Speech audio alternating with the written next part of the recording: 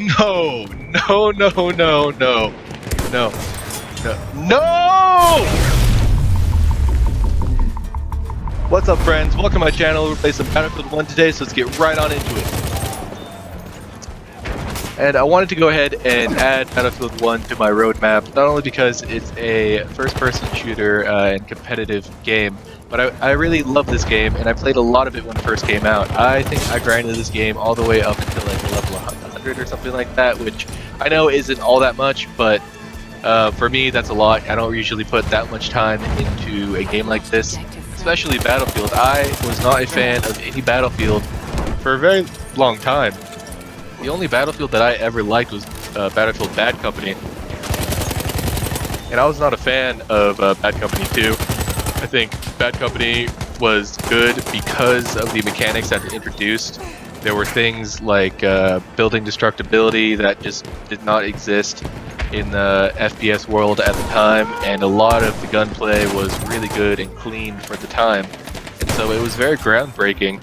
And I think that same reason is why Battlefield 1 performed so well as opposed to Battlefield 5, because Battlefield 1 was very groundbreaking, and the big reason because of that was because the time between Battlefield 4 and Battlefield 1 took place in between console generations, and so the difference in gameplay that you saw between those two games was a lot larger than you would see between, you know, like Call of Duty World War II and Black Ops 4. There's, you know, a lot of time in between, and because of that, a lot of work that had taken place in between.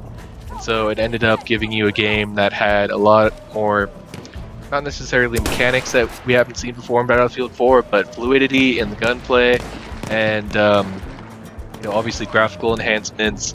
And I think just the map design, especially for Capture the Flag, like playing right now, it really facilitated the feeling of all-out war, especially those original maps that came with the game back when it released. And that's something that I never really saw in Battlefield 5, and I've seen gameplay of the Pacific Theater, and it looks good. I think that they really did fix maps in that DLC, but I've never played it, so I can't really say. But in Battlefield 1, when it came out, that feeling of being in the moment and being in war really existed, and you hadn't really seen that in Battlefield or really any other game, even on the PC, at the quality level really that this is at. There were games that were out at that time that definitely did facilitate the realism of war for sure, but you know, I'm a stickler for graphics and things like that, and reload animations, fancy reload animations, and we really hadn't seen anything like that up until that point.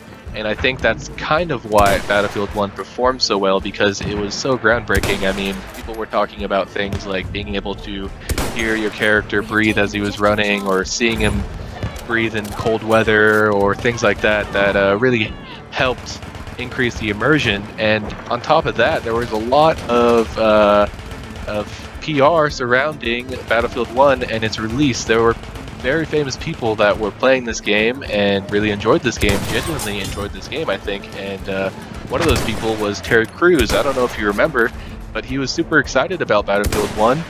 He was super excited about being able to hear his character breathe and the realism that was brought with this game. And I think he even mentioned that this game had totally changed his view, at least, on video games. And he was super excited. He went on to build a PC with his son to play Battlefield 1 on, and to play other games with his son. I think he was a little too young to play Battlefield 1 with him, but it was something that I think his excitement sort of proliferated and made other people excited when they saw him talk about Battlefield, which it was a little bit weird. I mean, I don't think that Terry Crews had really been in the video game space up until that point. And I know, obviously, he's Terry Crews. He has a lot of following. He has a very large fan base. And I think that was one of the many things, not the only thing, that helped proliferate Battlefield 1's success in the early days. And it wasn't something that happened with Battlefield 5. And, you know, I think the biggest thing, honestly, though, is just the feeling of all-out war. And this is what I said when I first played Battlefield 5 to my buddies, who also loved Battlefield 1, is that Battlefield 5 never facilitated that feeling of all-out war. I mean, everything was there. The tools were there for players to play with, like planes and tanks and guns and everything, but it just didn't facilitate that feeling of all-out war. There was a lot more camping, there was a lot more just players not participating in the battle, unfortunately. That was my experience in the lobbies that I was in. Obviously, other people will have a different experience based on where they are and what maps they're on, but I honestly, after all this time, my conclusion is just that the maps were just absolute trash and just were not functioning the way that Battlefield 1 maps are functioning. And I could be wrong. There could have been a multitude of reasons why we ended up with the type of gameplay that we got with Battlefield 5. But all in all, it was a disappointing experience, and I think we all know that Battlefield 1 was much better than Battlefield 5. And so, really, those are all the reasons that I personally think that Battlefield 1 performed much better than Battlefield 5. And I think we can sit here and argue, all day about why one game was better than the other. And I'm sure a lot of people prefer Battlefield 5 to Battlefield 1, maybe for a simple reason, just because maybe they prefer the weaponry that you get from World War II as opposed to World War I.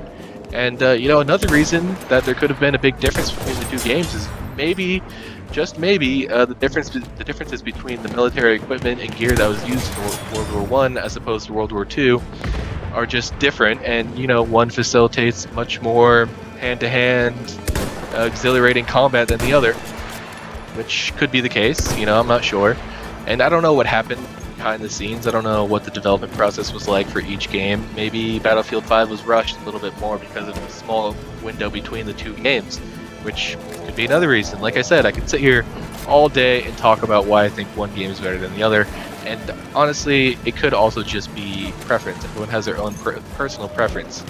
So, of course, there's a lot of other reasons why people didn't like Battlefield 5, like women being in the game. That was a big one. A lot of political reasons here in the United States that were behind people not liking Battlefield 5. But, I mean, Battlefield 1 had African-American Germans, and, I'm not here for, political correctness or historical accuracy. So, I mean, I care a little bit, but at the end of the day, I'm a gamer over, a political activist, and I care more about the game. And, I don't think any of those things really affected the gameplay at all. I think it was just people trolling on the internet, if I'm going to be honest with you. But, yeah, I mean, if you haven't played either one of these games, I'd highly, highly recommend it. And personally, I hope, I haven't done any research, so I don't know what the roadmap is for Battlefield going into the future, but I hope that they return to the Bad Company franchise, because it's been way too long since we got a Bad Company installment. And I think that's, with Modern Warfare being out and Battlefield being, I would say, once one of the many chief competitors for Call of Duty, and not really anymore, they really need to step up their game and bring us something that takes place within the modern theater, because that's what people want, I would say, and that's what they should give people. So anyways, I appreciate you guys watching, and I hope you guys have a fantastic rest of your day, night, evening, or whatever it may be for you. And don't forget to like, comment, share, and subscribe, and I'd really appreciate a comment if you guys want to talk about differences between Battlefield 1 and Battlefield 5, and maybe start a discussion, or just a discussion about anything. The games that I'm displaying in my roadmap for this channel. I'd appreciate a comment. Alrighty then, thank you so much for watching.